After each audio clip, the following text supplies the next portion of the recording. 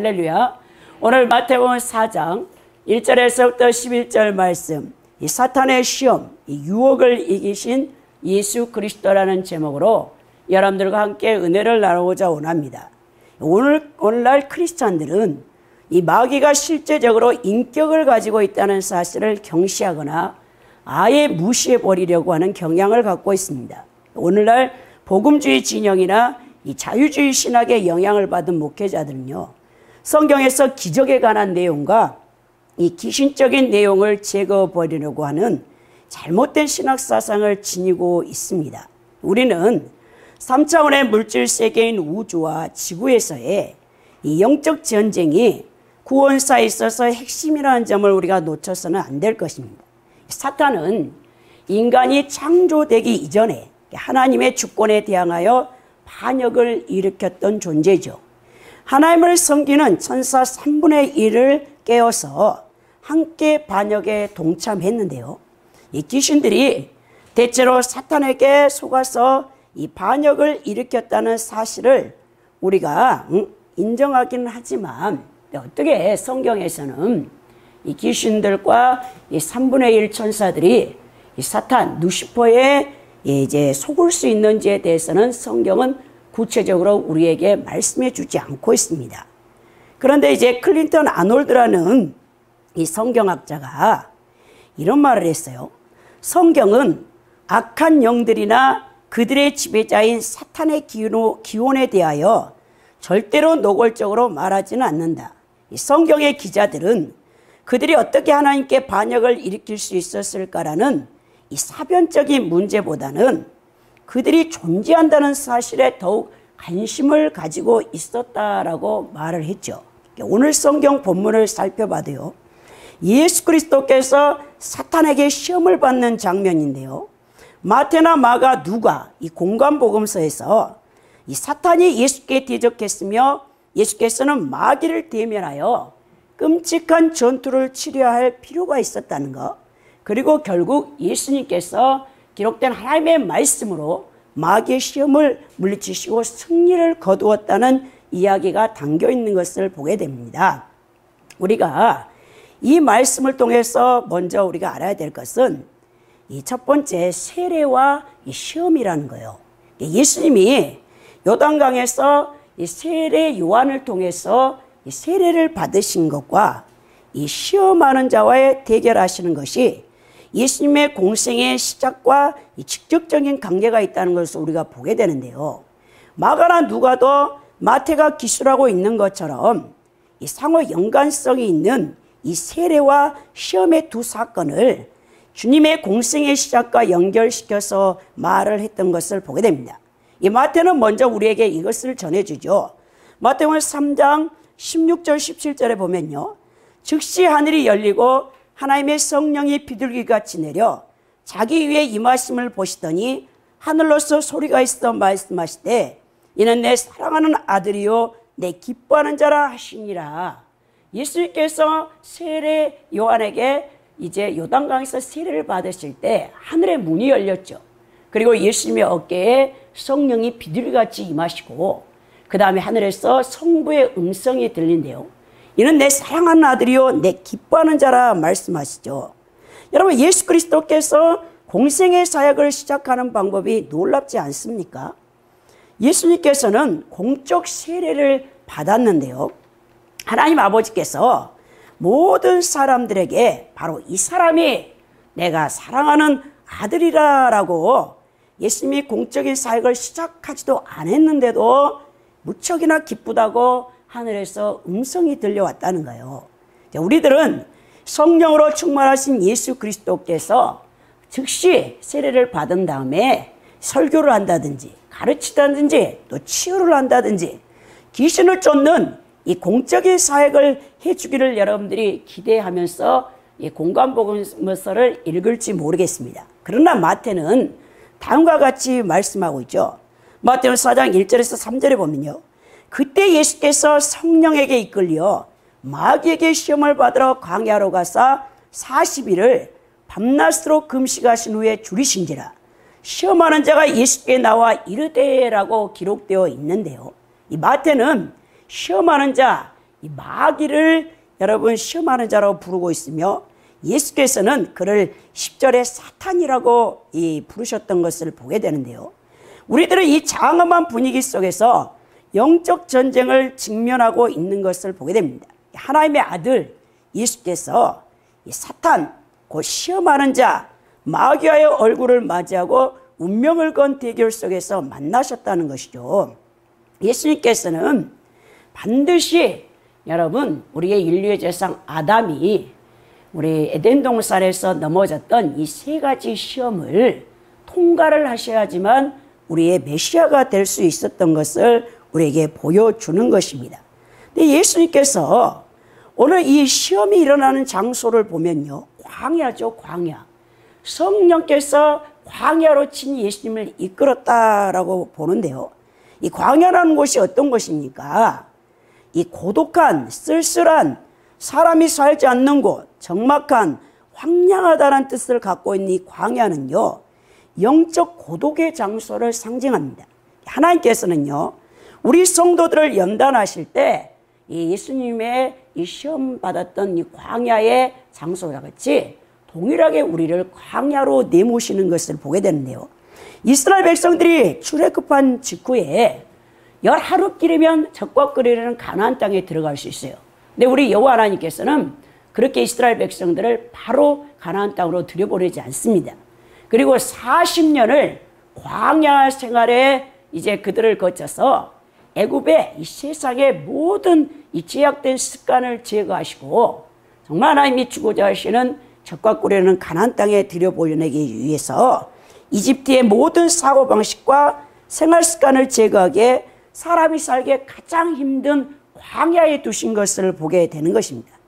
광야는요, 황량하고 위험스러운 환경뿐만 아니라 처절하게 버려진 것 같은 여러분 정신적인 고독의 장소입니다. 하나님께서는 우리 성도들에게 동일하게 예수님을 믿고 첫사랑이 끝나면요, 그 다음부터는요 우리를 연단하시기 위하여 광야의 학교로 내모는 것을 보게 되는데요. 오늘 예수님께서도 40일을 밤낮으로 줄이며 금식하면서 홀로 광야에 계신 것을 보게 됩니다. 광야에서 예수님은 가장 인간의 인성의 나약한 가운데 계셨어요. 그래서 우리는 이 말씀을 살펴볼 때 첫째 아담인 우리의 인류의 조상인 아담은 가장 풍요로운 환경, 근데 거기서도 죄악에 빠져들고 말았죠. 그런데 여러분, 이 마지막 아담, 우리를 구원하시기 위한 메시아로 오신 예수 그리스도는 가장 여러분 힘든 이 적대적인 환경 가운데서도 죄 없고 흠 없는 본성을 그대로 유지했다는 거예요.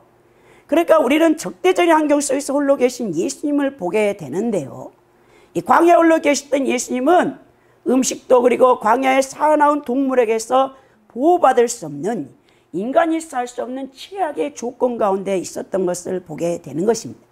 광야는 모든 환경이 두렵게 느껴지는 곳이며 영적 세계로부터 오는 위협이 느껴지는 곳이며 특히 예수님께서는 40일을 밤낮으로 금식, 물도 마시지 않는 사실 단식이죠. 단식 가운데 있었기 때문에 매우 허기지며 지쳐 있었던 거죠. 예수님의 의지력과 결단력도 최저 수준에 있었을 것입니다. 실오라기의 도움에 마음이 움직일 수도 있는 상황이라는 거예요. 이것이 예수님께서 광야에서 마귀에게 공격을 받을 때 처했던 상황인 것을 보게 되는데요. 우리가 오해하는 것은 예수님께서 40일 전 기간 동안 사실 마귀에게 시험을 받으셨는데 우리는 이 마태복음과 이 공관복음에서 예수님이 마귀에 시험 받을 때 이제 40일을 금식하는 마지막 날에 이 마귀의 세 가지 시험을 받았다라고 우리가 오해를 하고 있는 것입니다. 근데요, 마가복음 1장 13절에서 광야에서 40일을 계시면서 사탄에게 시험을 받으시며 들짐승과 함께 계시니 천사들이 수종들더라라고 마가가 기록을 했는데요. 사실 예수님은요, 금식 첫날인 여러분 그 1일 첫째 날부터 이 40일 내내 마귀에게 시험을 받았고요. 마지막 날 이 세 가지 시험은요, 공격을 하는 마귀의 가장 극한 시험을 받았다는 것을 보게 되는 것입니다. 그러니까 예수님은 40일 전 기간 동안 마귀에게 시험을 받았고, 예수님께서 오랜 기간 동안 굶주리는 고통에 시달리고 사탄의 끈질기고 억압적인 시험을 받기 시작한 40일 시험 끝에 이 최종적인 세계의 시험에 직면하게 되는데요. 이 케네스 웨스트라는 사람이 마가복음 1장 13절에서 나오는 시험을 받는다라는 표현을 이 여러분 헬라어 원어에 보면 현재 분사형을 지적하고 있는데요. 이 케네스 웨스트라는 성경신학자가 무슨 얘기를 했냐? 사탄은 메시아를 40일 동안 끊임없이 시험했다. 마태가 40일 시험 기간의 끝에 기록하고 있는 이 세 개의 시험은 단순한 시험 기간이 끝날 즈음에 시험의 강도가 강해졌음을 가리킨다. 사탄은 시간이 얼마 남지 않았다는 것을 알고 그가 가진 가장 악한 방법으로 예수님을 시험했다라는 이런 표현을 했다는 것을 보게 됩니다. 우리가 이에 두 번째 살펴볼 것은 시험의 종류인데요. 이 첫 번째 시험이 이제 예수님의 그 육신의 정욕에 관련된 시험이죠. 오늘 여러분 성령 충만을 받아서 이 마귀에게 시험을 받으러 갔던 예수님을 보십시오. 여러분 이 마귀가 디아볼로의 원형 디아볼로스인데요. 디아볼로스란 뜻은 비방하다, 중상하다, 적대적인 위치에 있다라는 여러분 동사 디아발로에서 유래한 형용사로서요. 비방하는, 거짓으로 고발하는 이라는 뜻을 갖고 있어요.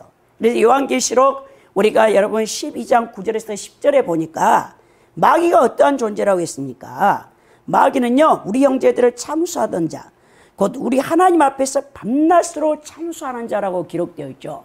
마귀는요 우리 인간의 죄를 참수하고 또 하나님을 믿는 성도들, 또 하나님을 이제 대적하는 자라고 우리가 볼 수 있는데요.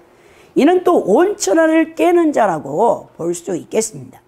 오늘 이 시험을 받으러라고 번역된 헬라어 원어가요, 페이라스 때 나이에 원형 페이라조가 쓰였어요. 여러분 헬라어 원어에서 보면 시험 받다라는 두 가지 여러분 단어가 쓰이는데, 하나는 도끼마저가 쓰여요. 도끼마저는요 창세기 22장에서 이제 아브라함의 믿음을 테스트하기 위해서 우리 하나님께서 백세 얻은 아들 독자 이삭을 모리아산에 번제물로 바치라고 할 때 그때 쓰인 여러분 이 시험 받다라는 뜻은 도끼마저입니다. 이것은 하나님이 믿음을 테스트하기 위한 뜻이고요. 오늘 여러분 이 페이라스조는요 야고보서 1장 13절에 15절에 그 시험이라는 뜻으로 쓰인 건데요. 이거는 마귀가 유혹, 믿는 성도들을 넘어지기 위한 템테이션이라는 뜻을 갖고 있는 겁니다. 죄로 유혹받게 해가지고 여러분 우리를 악으로 넘어뜨리기 위한 이 시험이죠. 예수님도 이 시험을 받은 거예요. 성도는 사단의 시험을 통해 유혹에 걸려 넘어져 죄를 짓기도 하며 유혹을 극복하여 믿음이 더욱 강화되고 성숙되기도 하는 것입니다.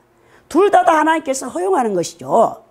아담의 범죄 이후 사탄의 시험을 완전히 극복한 자는 아무도 없었으나 오늘 예수께서는 능히 사탄의 유혹, 이 시험을 이기심으로써 구속 역사를 주도하실 수 있는 메시아가 됨을 입증하고 있는 내용인데요.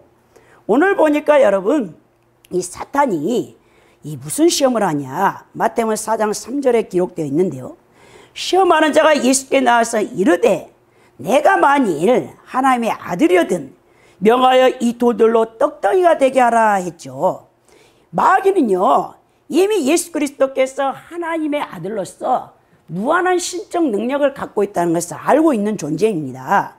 이 첫 번째 시험은요 예수님으로 하여금 하나님의 뜻과 상반되는 방법으로 그의 육체적인 욕구를 충족시키려고 지금 깨고 있는 것입니다. 그러니까 여러분 이 상황을 보면 우리가 알 수 있죠. 이 예수님께서 40일을 밤낮으로 굶주렸기 때문에 우리와 동일한 인성을 갖고 있는 예수님이 가장 시급한 문제가 뭐겠습니까? 먹는 문제죠. 여러분 육체의 소욕인 이 식욕 때문에 이 끔찍한 굶주림에서 예수님은 당장 신성을 사용해서 능히 여러분 돌덩이를 떡덩이로 만들 수 있는 거죠. 그 시험을 마귀가 하고 있는 것입니다. 여러분 이 마귀는요 끈덕지게 예수님을 이제 시험하는데요. 이 사탄은요, 이 말씀을 통해서 우리가 아는 것처럼 이 브라더스라는 사람이 사탄이 예수님께 다음과 같은 것에 마음이 끌리도록 권유했다고 말했는데요. 하나님의 일반적인 피조물들은 고통을 받을 수도 있고 그 고통을 해결할 수 없을지도 모른다. 그러나 당신이 하나님의 아들이라면 당신이 고통을 받는다는 것은 무가치한 일이며 쓸데없는 일이다. 명령하시오. 이 돌들이 빵이 되도록 말이오라고 사탄이 말했다는 거예요. 그러니까 예수께서 하나님의 아들이라는 사실에 담긴 놀라운 뜻을 사탄이 사실은 완전히 이해했을 것이라고 이 브라더스라는 성경 신약학자는 이 주장하는 것은 아니다라고 했어요. 그리고 그가 이것을 잘 알지 못했기 때문에 사탄은 아는 척하면서 뻔뻔스럽고 이상하도 밖에 할 수 없는 시도를 했다고 했는데요. 사실 여러분, 사탄은요 우리 성도들의 생각을 다 읽지 못합니다. 왜냐하면 하나님만이 전지하시고 하나님만이 전능하시죠. 근데 여러분들이 사탄이 이 아담과 하와를 깨울 때도 이 하나님께서 이 모든 에덴 동산에 있는 나무의 실과의 열매를 임의로 먹지 말라고 하더냐 이렇게 묻잖아요. 그러니까 하와가 아니다. 하나님께서는 모든 에덴 동산에 있는 나무의 실과를 임의로 먹되 이 선악을 알게 하는 나무의 실과만은 먹지 말라. 그것을 이제 먹는 날에는 죽을까 하노라. 그러니까 하와가 여러분 아담에게서 바르게 이 진리의 말씀을 전해 듣지 못했기 때문에 왜곡되어 있었죠. 그러니까 이제 마귀가 그것을 딱 깨서 그렇지 않다. 하나님 왜 이 선악과를 먹지 말라고 하느냐. 내 눈이 밝아서 하나님같이 될까. 이제 우리 하나님께서 먹지 말라겠다라고 이제 마귀가 치고 들어오는 거예요. 여러분, 사탄은 성도들의 생각을 100% 다 읽지 못합니다. 그러나 어떻게 사탄이 여러분들의 생각을 아냐면요, 여러분들의 말을 통해서 알게 되는 거예요. 그러니까 시편 기자나 또 잠언서에서도 보면 그 사람이 어떤 사람인가를 그 사람이 어떤 생각을 갖고 있는가는 그 사람의 말을 들어보면 안다고 했거든요. 말은요 영적인 세계에서 여러분 문서가 되는 것입니다. 여러분들이 부정적인 말을 하잖아요. 사탄이 딱 듣고 거기서 역사를 하죠. 항상 우리 하나님께서는 항상 기뻐라 쉬지 말고 기도하라 범사에 감사라고 한 거 아닙니까? 사탄은 예수님이 자기의 신적인 능력을 행사하여 자기를 위한 음식을 만들 수 있고 또 그렇게 해야 한다라고 꿰고 있는 것이죠. 사실 이 제안은 정말 여러분 솔깃합니다. 40일을 굶주려 있는 예수님 앞에는 여러분 그 사탄의 게임은요 금방 여러분 넘어갈 수 있어요. 그러니까 예수께서는 인간의 아들이 대신 하나님의 아들이셨잖아요. 그렇기 때문에 예수님께서는 인간으로 사실 공생애 가운데 활동하지 않으셨어요. 신성을 제한시키시고 우리와 100% 동일한 인성으로만 여러분 이 사탄의 시험 그리고 예수님이 그 사역을 했기 때문에 예수님은 절대로 여러분 자신의 신성을 사용하지 않았어요. 그래서 여러분 사도행전 10장 38절에 예수께서 성령의 기름 부음을 받아서 여러분 모든 눌린 자와 귀신 들린 자, 병든 자를 고쳤다라고 그 말씀이 기록되어 있는 것을 보게 되는 것입니다. 왜냐? 예수님이 그래서 늘 사역을 감당하신 다음에는 제자들을 물리치시고 한적한 산에 들어가서 밤새워 철야 기도를 하는 이유가 무엇입니까? 성령 충만함을 덧입기 위함이었다는 것이죠. 오늘 마찬가지입니다. 예수께서는 신으로 활동하시는 시작하는 그 순간부터 예수님은 마지막 아담이 되는 이 메시아의 사역을 그만두어야 되는 것입니다. 예수님 우리와 똑같이 우리의 시험과 고통을 겪었던 일이 바로 중지된다는 거예요. 그러니까 예수님은 분명히 언제나 자신이 하나님이라는 걸 알지만 인간으로 사시는 33년 동안 신적인 속성으로 활동하지 않았다는 것입니다. 그렇기 때문에 사탄은 자기의 악함을 드러냈을 뿐만 아니라 우리 예수님을 유혹하는 거죠. 예수님은 철저하게 성부 하나님의 뜻을 순종하여 세상 모든 인류의 죄를 대속하시기 위해 하늘 보좌를 버리시고 이 땅에 오셔서 십자가에 몸짓고 피 흘려 돌아가셔서 그 보배로운 피를 흘리셔서 메시아가 되시하는 그 예수님의 사명과 사역을 뒷전으로 하고 오직 자신의 배고픔을 해결하기 위하여 신적 능력을 사용하여 그 현실적인 문제를 해결하는 것을 마귀가 부추겼는데요. 예수님은 그렇게 하지 않으셨다는 거예요. 예수께서는 세상에 오신 목적 자체를 왜곡하며 성부 하나님의 뜻을 비방케 하려는 마귀의 첫 번째 시험 문제의 핵심이 무엇인가를 정확히 알고 있었죠. 그래서 예수님께서 사탄이 걸어온 첫 번째 시험에 대하여 단호하게 한마디 말씀하시는데요. 마태복음 4장 4절에 보면 예수께서 대답하여 이르시되 기록되었을 때 사람이 떡으로만 살 것이 아니요 하나님의 입으로 나오는 모든 말씀으로 살 것이니라 하시니라 그랬죠. 마귀의 유혹에 대항하는 방법으로 예수님께서 구약 성경을 인용했던 것을 보게 되는데요. 우리 하나님께서는 마귀의 첫 번째 시험부터 세 번째 시험까지 다 기록된 구약의 말씀을 사용해서 사탄의 시험을 물리쳤던 것을 보게 되는 것입니다. 예수님이 기록된 이 성경의 말씀, 신명기 8장 3절의 말씀으로 마귀의 시험을 물리치시죠. 이제 신명기 8장 3절에 보면요, 너를 낮추시며 너를 줄이게 하시며 또 너도 알지 못하며 내 조상들도 알지 못하던 만나를 내게 먹이신 것은 사람이 떡으로만 사는 것이 아니요 여호와 입에서 나오는 모든 말씀으로 사는 줄을 내가 알게 하려 하심이라. 이 이스라엘 백성들을 이렇게 출애굽에서 40년 광야 가운데 두신, 그리고 이제 모세를 통해서 모압 평지에서 바로 여러분 가나안 땅을 눈앞에 두고 모세가 이제 세 편의 설교를 통해서 다시 한번 이스라엘 백성들의 정체성을 확립시킬 때 사용했던 이 말씀 아닙니까? 그래서 예수님께서 이 말씀으로 사탄을 물리칩니다. 그러니까 영적 전쟁 여러분 최고의 무기가 뭐냐면 하나님의 말씀이 성령의 검이죠. 에베소 6장 18절에도 바울 사도가 너희들이 하나님의 전신갑주를 입으라 했지만 5가지는요 다 그냥 방어용 무기예요. 그러나 딱 성령의 검, 하나님의 말씀만이 마귀의 그 모든 공격용 무기라고 우리에게 가르쳐 준 것을 보게 되는데요.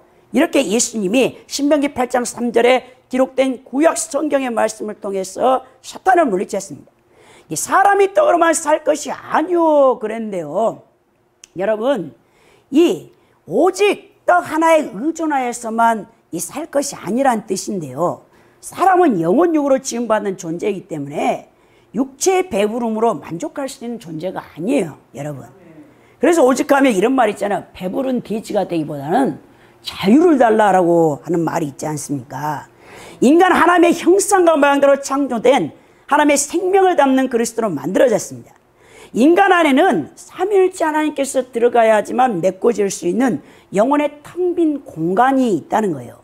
인간은 영적 존재로서 하나님을 모시고 살 때 진정한 본질적인 행복과 평안을 누릴 수 있는 존재가 되는 것입니다. 인간은 육체를 지닌 존재로서 당연히 육체 생명을 보존하기 위한 음식이, 떡이 필요하죠. 빵이 필요하죠. 그러나 그것이 전부가 아니라는 거예요. 오히려 인간은 이 영혼을 만족하기 위한 하나님의 말씀, 이 생명의 양식이 있어야 되는데요. 예수님께서 수가성 우물가에 앉으셔서 사마리아 성의 그 여인을 구원하시려고 할 때 제자들에게 다 사마리아 성에 들어가서 음식을 구해라 하죠. 그런 다음에 돌아와서 그들이 빵을 갖고 왔더니 예수님이 우물가에 앉아서 하시는 말씀이 요한복음 4장 31절 32절에 그 사이에 제자들이 청하여 이르되 납비어 잡수소서 이르시되 내게는 너희가 알지 못하는 먹을 양식이 있느니라 하시면서 예수께서 이르시되 나의 양식은 나를 보내신 이의 뜻을 행하며 그의 일을 온전히 이루는 것이라 라고 말씀한 내용이 있습니다. 그리고 요한복음 6장 38절 40절에도 내가 하늘에서 내려온 것은 내 뜻을 행하려 함이 아니오 나를 보내신 이의 뜻을 행하려 함이니라. 나를 보내신 이의 뜻은 내게 주신 자 중에 내가 하나도 잃어버리지 아니하고 마지막 날에 다시 살리는 이것이니라. 내 아버지의 뜻은 아들을 보고 믿는 자마다 영생을 얻는 이것이니 마지막 날에 내가 이를 다시 살리리라 하시니라 말씀하고 있죠. 인간의 생존 근거가 음식으로 대표되는 물질이라기보다는요 하나님의 말씀으로 대표되는 하나님 뜻에 순종하는 것이 되어야 한다는 것을 예수님의 존재 목적, 인간이 어떠한 존재여야 되는가를 우리에게 정확히 가르쳐주고 있다는 거예요. 하나님의 뜻을 따르고 순종하는 것이 인간의 본분이라는 것을 우리에게 가르쳐 주는 것이죠. 마귀는 예수님에게 이 걸어보려고 했던 첫 번째 시험에서 실패했지만요, 이런 접근 방법이 우리 예수 믿는 신앙인들을 유혹하는데 효과가 있다는 것을 간파했다는 것이죠. 마귀는 여전히 성도들의 마음에 공격에 들어올 때 육체적인 영역부터 시작하는 것을 보게 됩니다.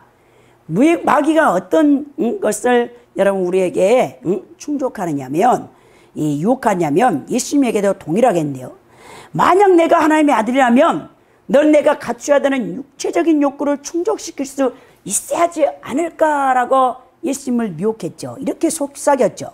근데 예수 믿는 사람들이 야, 그렇게 가난했어야 되겠어?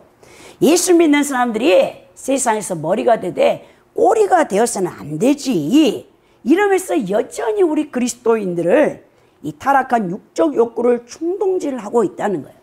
이 욕망지상주의, 물질 우선주의에 살고 있는 21세기의 현대 기독교인들에게도 동일한 방법을 마귀가 사용합니다.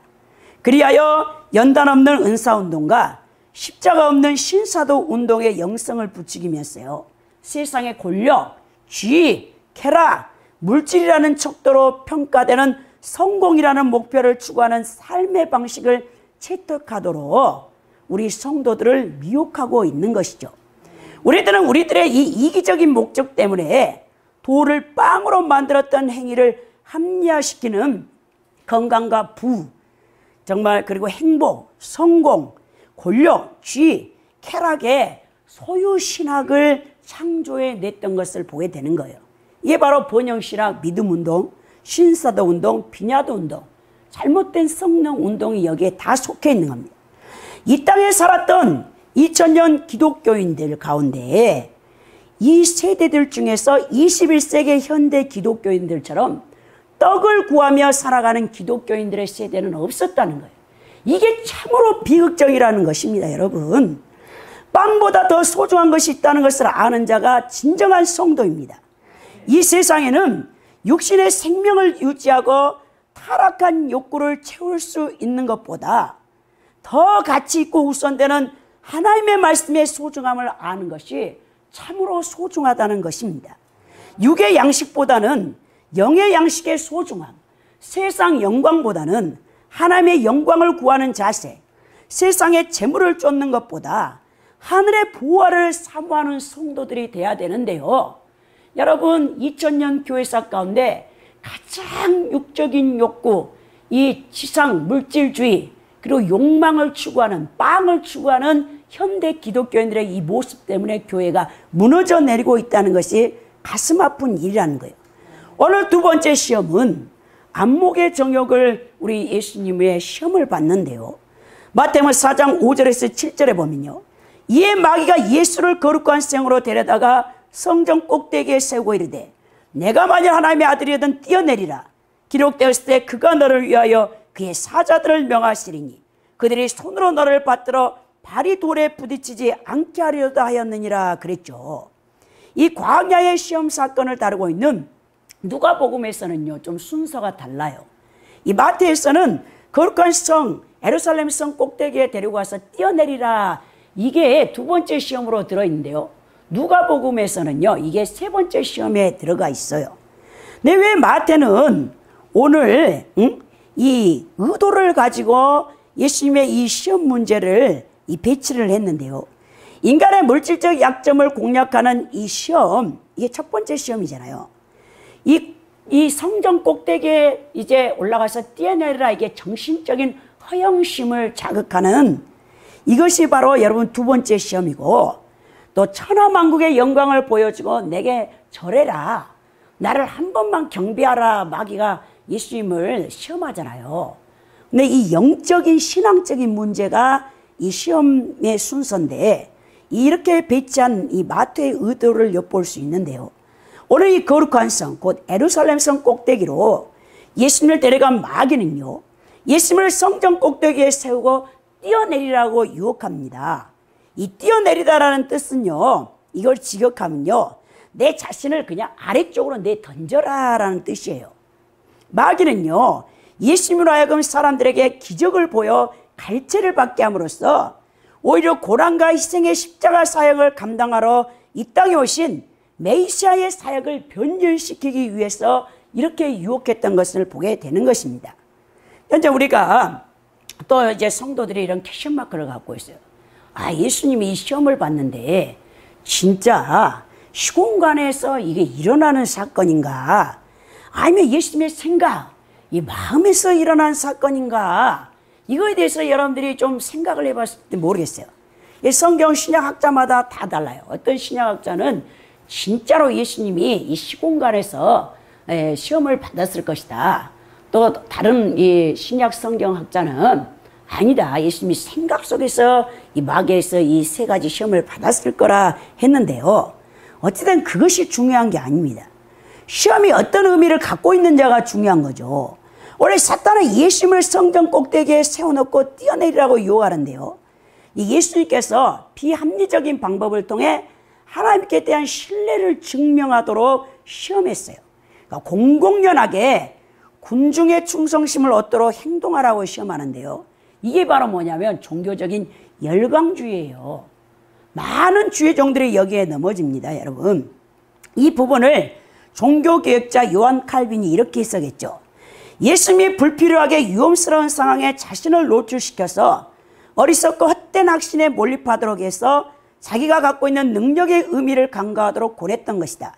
그렇기 때문에 모든 것을 요약해 볼 때 사탄이 그리스도로 하여금 어리석고 하나님께 사악하기까지 한 성급함으로 자신의 신성을 시험하도록 유도했다고 볼 수 있다라고 이것을 칼빈은 이렇게 해석했습니다.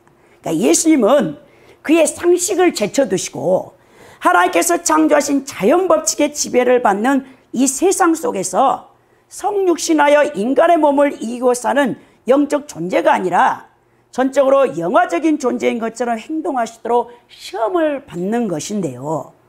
예수님께서는 하나님께서 주신 위험을 피하려는 모든 본능을 버리며 자신을 전적으로 이 종교적인 세계 속으로 던지도록 유혹을 받은 것입니다. 예수님은 자신이 원하기만 하면 사실 여러분 하나님이 직접 개입하셔서 그것도 자기가 원하는 방법대로 하나님께서 그를 위하여 행동하시리라는 것을 기대하도록 시험을 받는 거예요. 이게 바로 우리가 받는 많은 시험 아닙니까? 야, 내가 기도하면 하나님께서 내 방법대로 반드시 응답해 줄 거야. 나는 하나님의 자녀야. 하나님 나를 사랑하지. 이러면서 여러분들이 예수님과 똑같은 잘못된 여러분 마귀의 이 시험을 받을 때가 있다는 거예요. 그러니까 예수님께서는 이런 열광주의 속에 감춰진 거짓을 꿰뚫어 보셨죠. 자, 예수님께서는 이 마귀의 유혹이 자기와 성부 하나님이 정말 함께 계신가라는 것을 보기 위한 종교 열광주의적인 요구에 빠져들지 않으셨고 그의 생명 속에 계신 하나님의 인재를 증명하기 위해 기적을 행해보라고 요구하는 마귀의 시험을 듣지 않으셨습니다. 때때로 하나님께서는 우리의 기도에 응답하시며 기적을 행하시기도 하지만 그러나 대부분의 경우는 하나님은 기적을 행하지 않으셔요. 우리들은 어떤 경우든지 하나님이 내 기도에 응답해서 기적을 행하든지 기적을 행하지 않든지 우리는 순종할 뿐이며 하나님께서 모든 영광을 받으시도록 우리는 그리스도인으로서 복음에 합당한 삶을 살아가는 것입니다.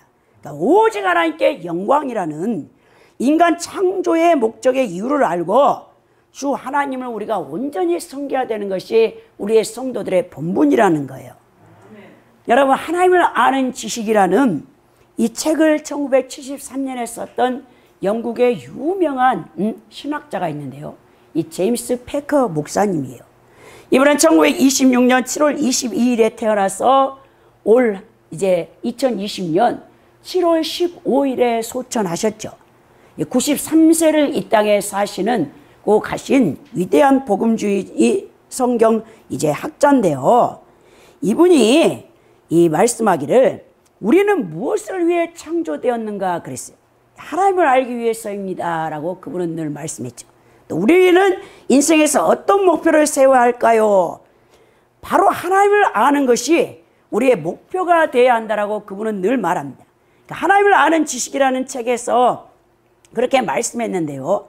20세기 최고의 이 신학자인 제임스 패커가 캐나다 니전트 신학교에서 조직신학과 역사신학을 일생 가르쳤는데요.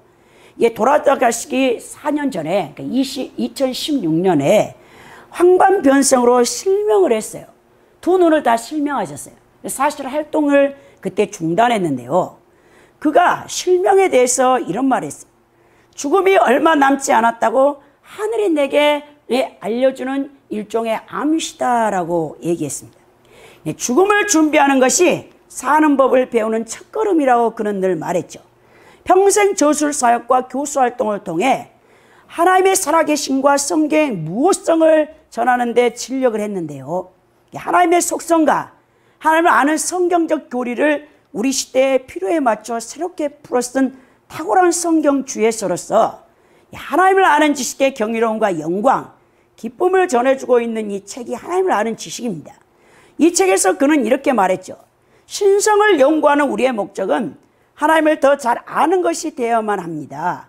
우리의 관심사는 하나님의 속성에 대한 교리들만이 아니라 그 속성을 지닌 살아계신 하나님을 아는 것이 되어야만 합니다라고 늘 주장했죠.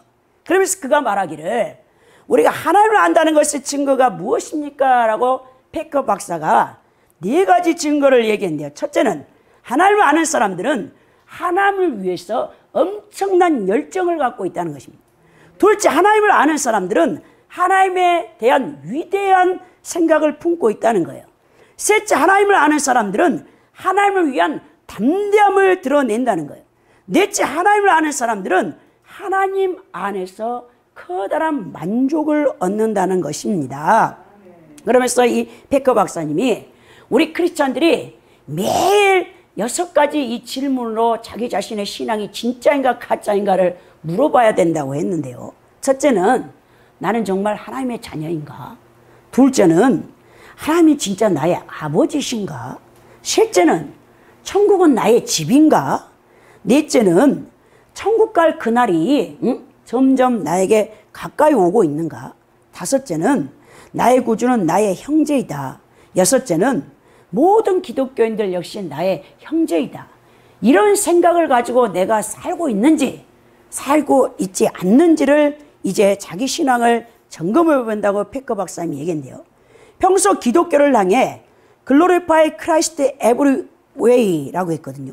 모든 방법으로 그리스도를 영화롭게 하라라고 했어요. 그런 죽을 때도 유언이 바로 그거였습니다. 제임스 패커 박사님은 떠났지만 그런 그가 평소에 말한 모든 방법으로 그리스도를 영화롭게 하십시오라고 외친 이 말씀과 서적이 우리의 신앙을 다시 깨울 수 있게 되는 것이죠. 여러분, 오늘 예수님 말씀하잖아요. 예수님께서는 하나님 아버지께서 어떠한 분이라는 걸 정확히 아시는 분이에요. 마귀가 이 두 번째 시험을 통해서 예수님을 유혹하는데 넘어가지 않지요. 근데 이 마귀가요, 예수님을 시험하는데요, 이 말씀을 약간 왜곡시켜요. 시편 91편 11절 12절을 마귀가 인용해가지고 예수님을 유혹하는데요. 그의 사자들을 명하시리니 그들이 손으로 너를 받들어 발이 돌에 부딪히지 않게 하리라 하였느니라 라고 이 내 모든 길에서 너를 지키게 하심이라 그 말씀을 싹 뺐어요. 그러니까 우리 하나님께서 계시록에서 하나님 말씀에 더하든지 보태든지 그 자들은 다 여러분 화를 당한다고 말했죠. 그러니까 여러분 말씀을 알아도 정확하게 진리의 말씀을 알아야 되는 것입니다. 그렇지 않으면 마귀가 여러분들을 미혹할 수밖에 없어요. 말씀으로 미혹하는 거예요. 하나님이 그를 의리하는 경건한 신자들을 이 보호하신다라는 시편 91편 11절 12절의 말씀을 마귀가 인용해가지고 마귀는 이것을 하나님의 아들 되신 예수님께 유혹하는 데 사용했는데요. 즉 하나님께서 너를 위험에서 보호할 것이 분명하기 때문에 내가 성전 꼭대기에서 뛰어내려도 괜찮다라고 왜곡하여 예수님을 유혹합니다. 그런 예수님께서 정말 내가 이 성전 꼭대기에 뛰어내리면 하나님이 성부 하나님이 나를 보호해 주실까? 이 의심을 불러일으켜 하나님의 능력을 시험해 보게 하는 거죠. 우리 성도들에게도 마귀는 예수님을 시험한 것처럼 하나님의 능력을 시험해 보도록 마귀가 부추길 때가 되게 많습니다. 여러분, 하나님께서 내 기도에 정말 응답하실까? 하나님께서 이번 달에도 나에게 물질을 채워주실까? 늘 여러분들이 퀘션 마크를 하잖아요. 기도하면서 두 마음을 품고 있잖아요. 하나님께서 내 고통에서 건지실 수 있을까? 끊임없이 하나님의 능력을 불신하고 의심하게 하면서 우리 기도에 불순물을 섞어 넣어 두 마음을 품게 하는 이 마귀의 계계에서 속아서 일생 우리 하나님 아버지의 능력을 시험하며 사는 이 크리스찬들이 많다는 것이 얼마나 불행한 일입니까? 여러분, 신앙은 믿는 만큼 강해지고요, 의심 불신하는 만큼 여러분 약해집니다. 예수님께서는 가감하게 신명기 6장 16절에 기록된 말씀으로 마귀의 두 번째 시험을 물리치는데요, 예수께서 이르실 때 또 기록되었을 때 주 너희 하나님을 시험하지 말라 하였느니라 그러죠. 이거 신명기 6장 16절에 너희가 마사에서 시험한 것 같이 너희 하나님 여호와를 시험하지 말고라고 모세가 말씀했던 거 아닙니까? 그러니까 예수님께서 이 모세의 말을 인용하여 선하신 하나님의 의지를 결코 시험하지 말라고 말씀하심으로써 이 마귀를 이제 계기를 물리치시는 것을 보게 됩니다. 오늘 세 번째 시험이 들어가는데요, 이 생의 이 자랑에 대한 시험이죠. 마태복음 4장 8절에서 9절에 보니까 마귀가 또 그를 데리고 지극히 높은 산으로 가서 천하만국과 그 영광을 보여 이르되 만일 내게 엎드려 경배하면 이 모든 것을 내게 주리라 그러죠. 이 사탄은 예수께서 자기를 위하여 단 한순간만이라도 경배하고 칭찬하고 높여주며 섬겨주기를 바라고 있었습니다. 그 대신 마귀는 예수님에게 정당하게 이 소유할 수 있는 것, 마치 자기가 주는 것인 양 되돌려 주겠다는 세상 천하만국의 영광을 주겠다는 것입니다. 이 천하만국과 그 영광을 보여주며 그랬죠. 만국은요, 이 바실레아인데요, 그 통치권이 미치는 지역 전체를 의미하죠. 세상에 속한 모든 나라를 주겠다는 것입니다. 세상 모든 나라들이 소유할 수 있는 모든 재산과 비옥한 토지와 수많은 사람들, 그의 영광스러운 모든 것을 예수님에게 주는데요, 그 조건이 뭡니까? 저를 한 번만 하라라고 하죠. 사탄은 예수님이 이 세상을 다 지배할 수 있는 영광을 주겠다고 약속합니다. 예수님께서는 사탄의 요구를 하나님만을 섬기고 경배하라고 말씀하시면서 물리치죠. 사탄은 우리들에게도 세상을 약속할 수 있을지 모르지만 결국 사탄은 어떻게 합니까? 우리의 삶을 지배해버리죠. 사탄의 거짓말 속에 종종 여러분 우리가 이 왜곡된 진리가 있는 것을 보게 되는데요, 이것 때문에 사탄이 거짓말을 더욱 거짓되고 위험하게 우리를 미혹하게 되는데, 하나님께서는 지금도 사탄이 이 세상을 지배하는 임금으로서 이 세상의 왕국들을 지배하도록 허용해 주셨죠. 이 사탄이 주는 권세로서 이 세상을 다스리는 군왕들과 세상 지도자들의 말로는 비참할 수밖에 없습니다. 사탄은 이 세상의 화려한 권력과 영광의 반쪽짜리를 보여주며 우리를 미혹하는데요, 결코 그 영광의 반대편에 죄악과 고통과 어두운 면, 곧 영혼 파멸을 보여주지 않기 때문에 그렇습니다. 수많은 크리스찬들 또 주의 종들이 이 사탄의 거짓 영광에 속아 자신의 영혼을 죄악 속에서 파멸시키는 것을 볼 수 있는데요, 여러분, 요한 볼프강 폰 괴테의 소설 파우스트를 읽으면요, 그 파우스트가 사실 구도자예요. 그 파우스트가 자신의 영혼을 메피스토펠레스한테 팔아요. 여러분, 그 메피스토펠레스가 누구를 상징하면 사탄이에요. 사탄에게 영혼을 팔고요, 그가 이 세상의 모든 것을 받아 누립니다. 파우스트는 사탄에게 그 대가, 영혼을 파는 대가로 자신의 영혼을 빼고는 이 세상의 모든 것을 얻을 만큼 광범위한 것을 얻게 되는데요, 젊음, 사랑, 지식, 경험, 지위, 권력, 이 셀 수 없는 많은 세속적인 가치들을 차지하고 누리게 되는 것입니다. 파우스트는 자신의 영혼을 거두러오는 이 메피스토펠레스에게 이 파우스트 365쪽에 뭐라고 말하냐, 내가 이 세상에 이루어 놓을 흔적은 영원토록 사라지지 않을 것이다 라고 했다는 거예요. 어리석기 짝이 없죠. 이 세상의 모든 것은요, 세월과 함께 여러분 사라지고는 헛된 것입니다. 아무리 위대한 업적을 이루겠다고 해도 다 그건 자기 헛된 망상이에요. 여러분, 사탄의 약속은 화려하게 보이나 사막의 신기루에 불과합니다. 여러분, 오늘날 예수님을 모르는 사람들이 사탄이 주는 세상 부귀, 권력, 명성, 그런 것들을 누리며 자신의 영혼을 사탄에게 넘겨주는 어리석고 미련한 영혼들이 얼마나 많습니까? 사실 여러분, 이 땅에, 그리고 여러분 저 사후의 세계에서 영원히 남는 것은 딱 한 가지인데요, 하나님을 바르게 섬긴 믿음의 신앙뿐이라는 것이에요. 그것밖에 없습니다. 여러분, 사탄은 성삼일자는 한 분만이 받으셔야 할 경배와 예배를 받기를 원합니다. 기독교의 모든 종교 뒤에 숨어서 타 종교를 통해 사탄이 하는 것은 그 경배를 받고자 오라는 거예요. 사탄은 우리 그리스도인들에게 하나님을 온전히 섬기지 못하도록 우리를 유혹합니다.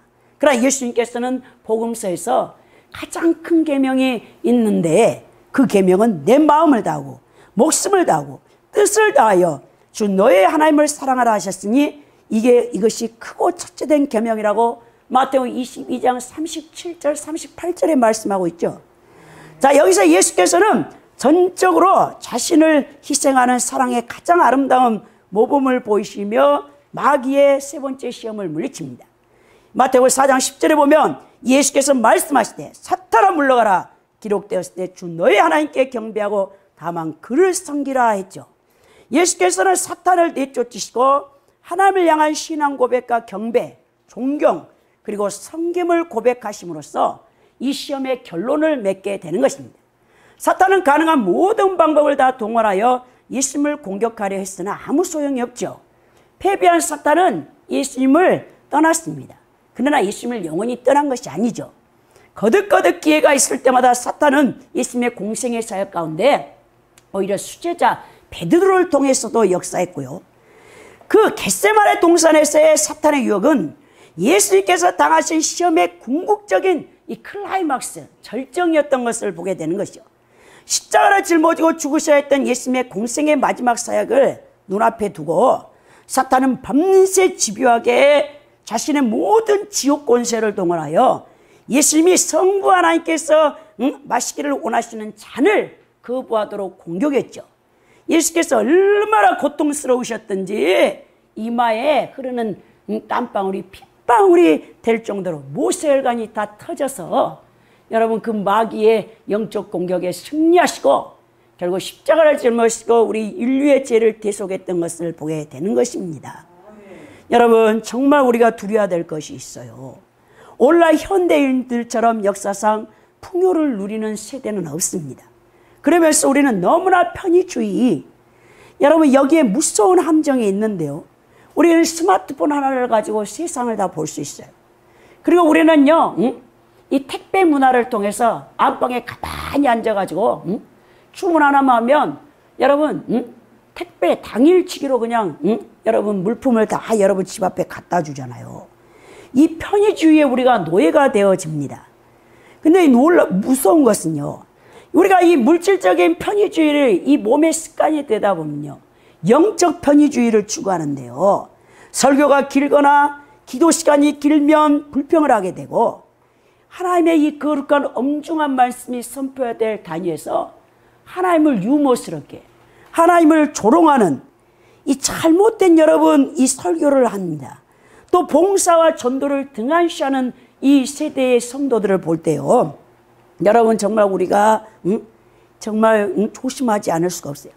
18세기 제1차 영적 각성운동을 주도한 조나단 에드워즈의 설교의 모든 주제가 뭔지 아닙니까? 하나님의 진노, 하나님의 분노, 해결치 않으면 너희들은 멸망당할 것이다. 왜? 18세기의 계몽주의, 여러분 인간의 이성을 신으로 놓았던 이 악한 잘못된 사람들에 의해서 기독교가 여러분 하나님을 우습게 알았어요. 18세기의 그 사람들이. 그때 여러분 조나단 에드워즈 같은 이 신학자가 나와서 너희들이 그런 식으로 하나님을 섬기고 하나님을 부인하느냐? 하나님이 진노하면 너희들이 어떻게 될 것인가? 그걸 선포했죠.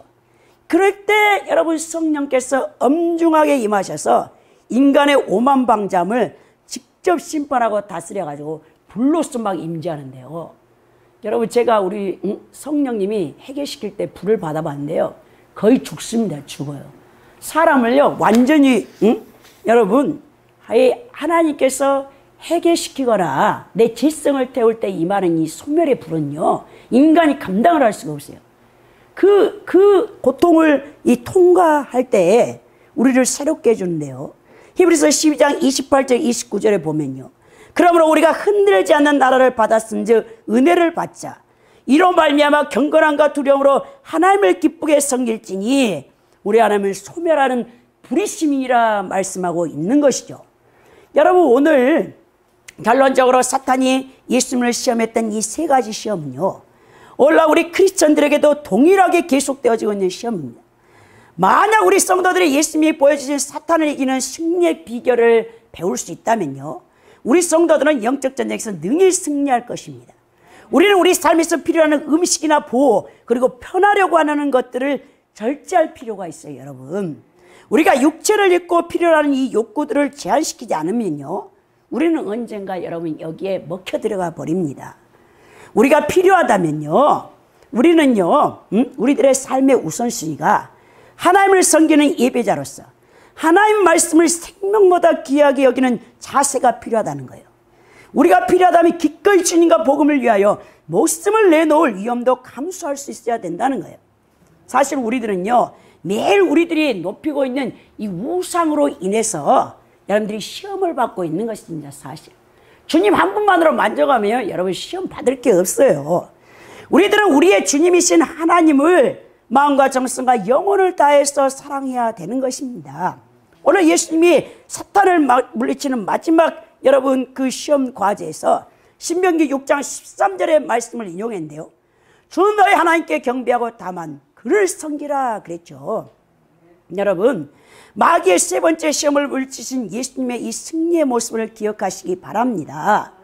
지금 여러분 너무나 한국교회가 세속화되어졌기 때문에 우리 하나님께서 세상 권세를 통해서 우리를 정화시키는 과정입니다. 저는 이것이 끝이 아니라고 생각해요. 코로나19 전염병 한국교회를 여러분 새롭게 하는 갱신의 여러분 기회가 된다는 것을 저는 깨달았어요. 어제 이 설교 말씀을 준비할 사람 앞에 기도하는데요. 우리 하나님께서 이 코로나 전염병을 통해서 지금까지 외적 성장을 추구했던 한국교회에 많은 쭉정이 가라지들 여러분 가짜들이 들어와 있었어요. 근데 이 전염병을 통해서 또 세상 권세가 우리 하나님께서 이제 예배를 금지하게 함으로써 우리 하나님께서 진짜 성도와 가짜 성도를 확연하게 여러분 구분하고 있다는 것을 알게 되었습니다. 이제 코로나로 인해서 새로운 영혼들이 진실된 영혼들이 교회를 채울 것이라는 그 마음을 하나님이 주셨어요. 하나님이 지금도 일하고 계세요. 여러분들의 눈에는 하나님이 보이지 않지만 하나님은 반드시 구원해야 할 영혼을 한 사람도 놓치지 않냐고 구원하고 계신다는 것을 여러분 기억하시기 바랍니다. 예수님의 재림이 가까울수록 우리는 함께 모여 예배 드리는 일이 힘들어질지도 모르겠습니다. 오늘 여러분 섬기라라고 예수님이 이 말씀을 했는데요. 이것은 이 헬라어 단어 나트리우세이스의 원형 나트리오인데요. 이 신약성경에서는 21번이 사용된 동사로서 섬기다, 봉사하다, 종교적 섬김으로서의 경의를 표하다는 뜻을 갖고 있는데요. 이 섬기라라는 이 나트리오는요. 항상 하나님에 대한 봉사, 섬김을 나타내는 단어입니다. 인간에 대한 섬김에는 그 말씀을 이 단어를 쓸 수가 없어요. 여러분 지금 전 세계적으로 77억, 78억 있잖아요. 그 가운데 하나님을 예배하는 예배자가 몇이나 될 것 같습니까? 정말 우리가 이제 갈수록 예배자가 점점 작아지는 이때에 사탄은 끊임없이 세상 권력과 또 여러분 여러 가지 우리의 인생에 힘든 문제들을 통해서 오늘 예수님을 시험했던 이 세 가지 가운데서 마지막 세 번째 시험인 천하만국의 영광을 보여주고 한번 절해라. 그럼 모든 것을 너에게 주리라는 그 미혹을 우리에게도 또 여러분 하고 있다는 거예요. 하나님만을 경배해야 될 우리 크리스찬들이 하나님이 아닌 다른 것들을 경배하고 섬기면요. 우리는요 마귀의 여러분 노예가 되고 마는 것입니다. 그래서 우리가 다시 한번 우리의 신앙생활을 점검해보고 이럴 때일수록 우리가 힘든 시기에 우리의 신앙을 잘 지켜야 됩니다. 여러분들이 오늘 예수님의 이 세 가지 시험에서 마귀를 이겼던 여러분 이 귀한 말씀을 통해서 여러분 삶 가운데 마귀의 공격을 능히 물리치고 하나님만을 경배하는 예배자들이 될 수 있기를 예수 그리스도의 이름으로 축원드립니다. 아멘.